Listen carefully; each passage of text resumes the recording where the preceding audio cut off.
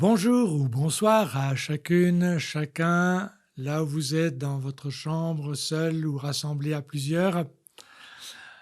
Pour une nouvelle capsule, cette fois-ci, le thème en est le parler en langue. Réalité un tout petit peu mystérieuse et qu'il vaut la peine donc d'introduire pas après pas et surtout de se demander à quoi sert-il. Déjà, le parler en langue est un des dons du Saint-Esprit.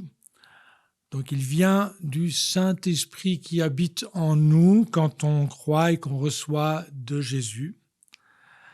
Dans la liste 1 Corinthiens 12, 6 à 8, il est le 8e don. Le parler en langue est aussi une manifestation prophétique qui est reçue à la Pentecôte quand tous les 120 qui sont remplis du Saint-Esprit, dans Acte 2, versets 1 et suivants, ils se mettent à parler en d'autres langues selon, dit le texte, ce que l'Esprit leur donnait d'exprimer. Et là, c'était des langues réelles, des langages du monde qui étaient compris par tous ceux qui les entendaient. Mais ceux qui les parlent ne comprennent pas, eux, ce qu'ils disent. Je vais parler du parler en langue à partir de 1 Corinthiens, en particulier 1 Corinthiens 14, sans vous faire la démonstration que les exégètes ont faite que le parler en langue de Acte 2 et le parler en langue d'1 Corinthiens 12, le don, et 1 Corinthiens 14, le don dans l'assemblée, quand on est ensemble, c'est la même réalité, avec peut-être des nuances dans la façon dont il se vit, mais c'est la même réalité, il y a les mêmes genres de mots dans les deux textes. Donc parlons de 1 Corinthiens 14 et donc de ce que Paul en pense.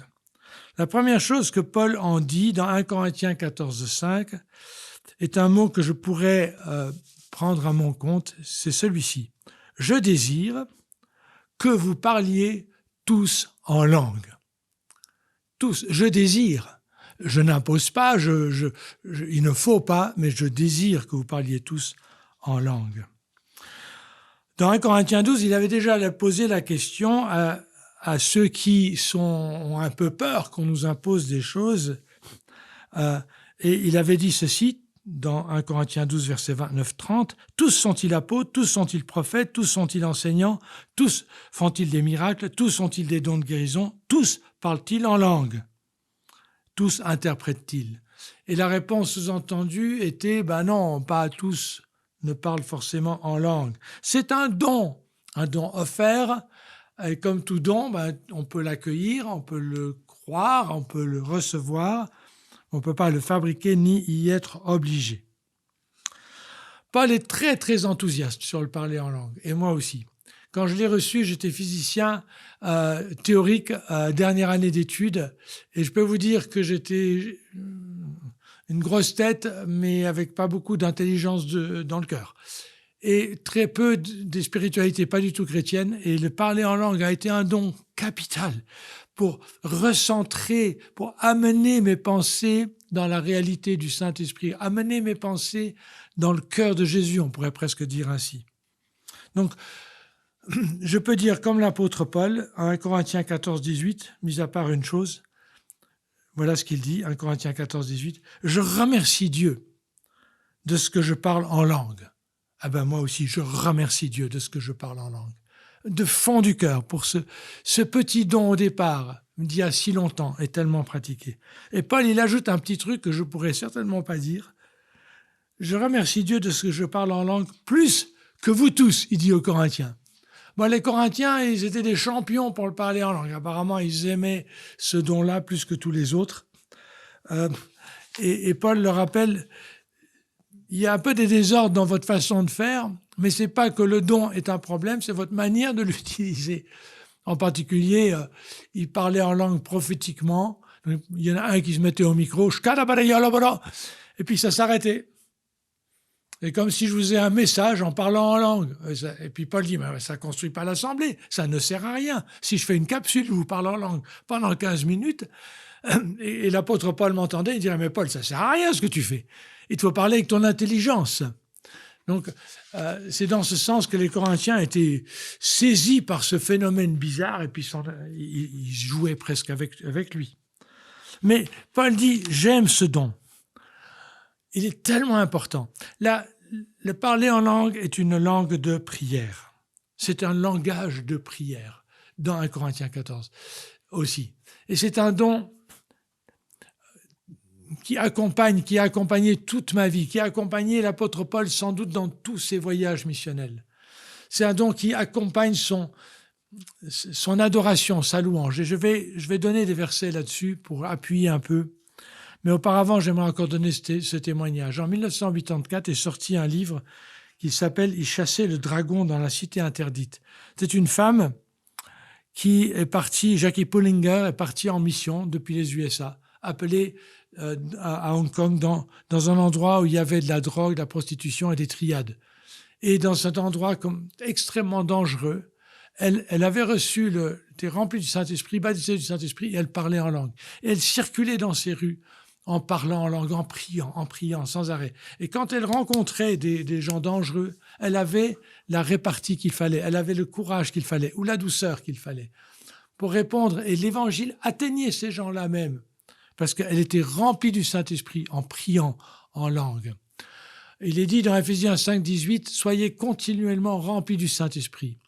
Bien, la prière en langue est une des manières d'être dans la vie continuellement plein du Saint-Esprit pour faire face à ce qui nous arrive avec la sagesse de l'Esprit, avec le discernement de l'Esprit.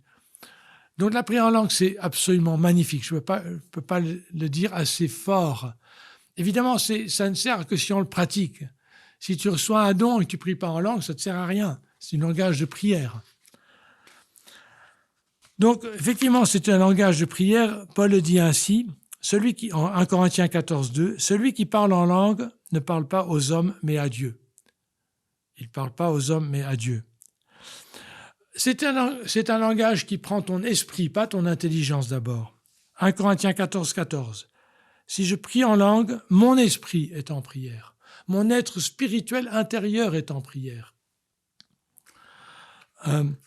Le parler en langue est donc un langage de prière. 1 Corinthiens 14, 14, « Si je prie en langue, mon esprit est en prière. » Donc c'est un langage de prière. C'est un langage où on prie dans l'esprit. 1 Corinthiens 14, 15, « Je prierai dans l'esprit. » Donc quand on prie en langue, on prie des prières qui sont en accord avec le Saint-Esprit. Ça c'est reposant. Mais on n'a pas besoin de se demander longtemps si c'est en accord. Donc tu pries pour toi-même, pour une situation, tu pries en langue, et puis tu pries le cœur de Dieu sur cette situation, sans le savoir exactement ce qu'il est. Mais souvent, quand on fait cela, il le révèle. En priant en langue, très souvent, l'inspiration vient. Par exemple, dans ma vie personnelle, je ne sais pas comment vous faites, on prie pour quelqu'un, on prie en langue silencieusement pour ne pas gêner la personne, et on prie déjà, et puis tout à coup vient une pensée de l'Esprit Saint qui se met dans l'intelligence, et tac, on peut prier de manière plus précise. L'intelligence est en repos quand on prie en langue. 1 Corinthiens 14, 14, « Car si je prie en langue, mon esprit est en prière, mais mon intelligence est au repos. »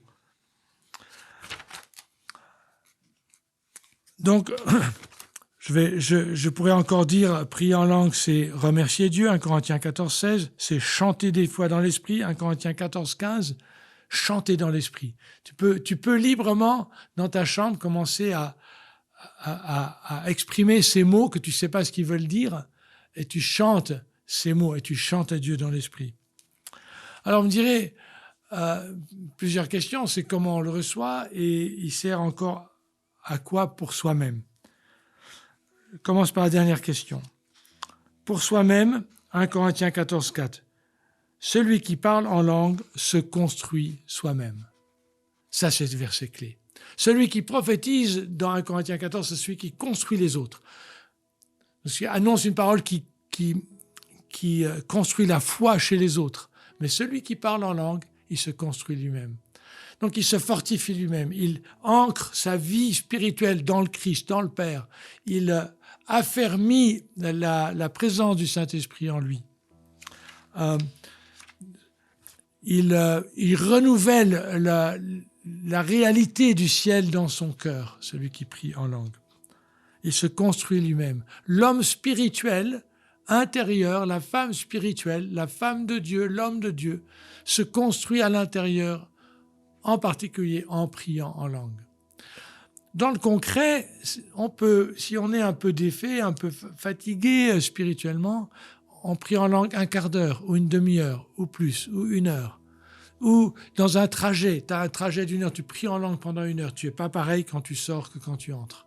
Ou tu mets un peu de musique de louange, tu pries en langue avec la musique de louange. Des fois, j'ai eu des trajets ministériels plus longs, j'étais pas complètement prêt, t'es fatigué, j'arrivais pas à réfléchir à une prédication tout en conduisant sur des routes assez chargées. Donc je prie en langue, ça m'est arrivé de prier en langue des heures de suite. Là, c'est pour du ministère, afin d'arriver et d'être plein de lui. Donc c'est une langue de prière incroyable pour soi et en même temps quand on prie pour les autres sans expliquer, mais dans l'intercession c'est aussi incroyable. Comment on le reçoit? Dernier bout. Évidemment, plus c'est mystérieux, plus on peut entourer la réception de trucs compliqués. Dans mon expérience, il faut le faire très simple. Si quelqu'un désire le parler en langue, eh bien qu'il aille vers un ancien ou dans un groupe et puis qu'il prie pour lui avec foi et le Seigneur le lui donnera. Alors, dans la pratique, il faut commencer à ouvrir la bouche et puis dire quelques mots. Et si c'est trop difficile ou que ça se paraît forcé, il faut demander que le Seigneur vienne te visiter dans un temps de louange, d'adoration, que sa présence te saisisse. Et puis là, tu te lâches et tu pries les mots qui sortent. C'est toi qui dois bouger la langue. C'est toi qui dois bouger la langue. C'est pas un mécanisme, il n'y a pas quelque chose qui va venir, il va faire flop, flop, flop, flop avec ta langue. C'est toi qui bouges ta langue. Sans aucune contrainte. Tu peux arrêter, tu peux commencer, tu peux faire aussi long que tu veux. Dans certains cas, c'est un peu compliqué à recevoir. Pour moi, c'était super compliqué. C'était vraiment compliqué. Donc, je comprends. J'ai prié pour pas mal de gens, enfin pas mal, oui, un certain nombre, qui ne le recevaient pas. Et puis je disais, mais vous avez envie de le recevoir? Puis je ne les mettais jamais sous pression. Parce que plus tu mets quelqu'un sous pression, plus ça va bloquer la réception. Et donc, je priais avec foi. Et j'ai plusieurs témoignages, que je n'ai pas le droit de dire les noms ici, mais de gens qui, « Hey Paul, tu as prié pour moi, mais là, j'ai fait un voyage là, et tout à coup, poum, ça m'est venu. Et Paul, ça fait des années, et tout à coup, là, dans telle rencontre, c'est venu. » Je me souviens de quelqu'un qui était avec moi pour prier pour une dame, c'était une dame qui était avec moi pour prier pour la guérison physique d'une autre dame, et au moment où elle prie, elle reçoit le parler en langue. Dieu, il sait comment faire pour court-circuiter un peu nos craintes, nos peurs et tout ce qui est compliqué. Il ne faut pas le rendre compliqué et il ne faut pas y mettre trop de pression. Et pour ceux qui ont de la peine à le recevoir, tous parlent-ils en langue, dit Paul, non, tu n'es pas un moindre chrétien ni un chrétien de deuxième zone. Il y a d'autres dons. Mais je désire, et l'apôtre Paul aussi, que vous puissiez tous parler en langue. C'est un très très beau don. Donc cool, hein? Pas de dispute là-dessus, hein? Pas des pour ou contre et des choses comme ça. Ça ne sert à rien. Il y a eu assez de divisions dans l'Église là-dessus. Cool, entre vous. Je vous souhaite un bon partage et puis à bientôt. Au revoir.